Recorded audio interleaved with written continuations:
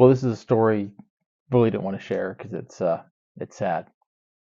Have I ever told you the tragedy of my first Vectrex? So it was the early 90s and I was young. I had a Super Nintendo, got it brand new for Christmas that year.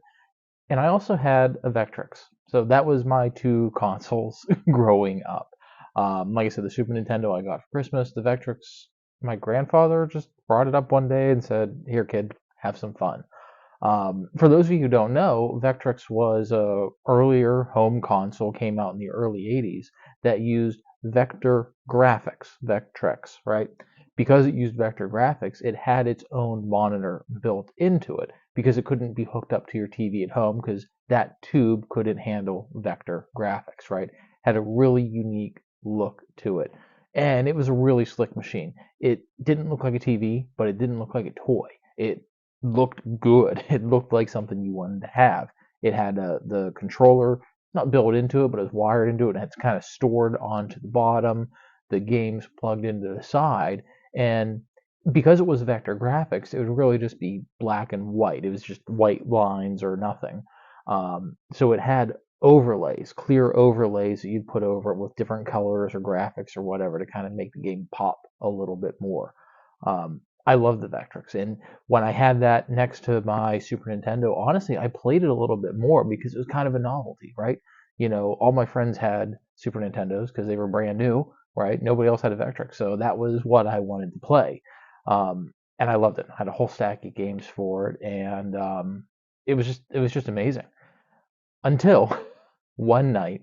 I remember I was playing it, and there was a pop and smoke, and I didn't know what I was doing. I was young, and I yelled, and my dad came in, and we thought it was on fire, and we unplugged it, and we opened and threw it out the window, and that was the end of my Vectrex. And I have yet to find one. Well, I take that back. I've yet to find one at a price I'm willing to pay for it, and that was 29 years ago. um, 25. It was a long time ago, and I miss it. I really do because at the time I didn't understand the history of it. It was just a really neat thing that I knew nobody else had, um, and that's what made it unique. And I had a lot of really good memories of playing that with my dad. And I mean, yeah, I played Super Nintendo with him too, and I still have my original Super Nintendo. But that Vectrex was special. It was really cool, um, and it was I was young, right? So that's the biggest issue. But it was also the early '90s. I don't think people were really interested in restoring older things, or maybe it was and it wasn't as known like we do today because of social media, and I can talk to you about all my retro stuff I like, but that would have been probably an easy fix, right? I actually don't know. Does a Vectrex have a REFA capacitor? Could have been a REFA, maybe.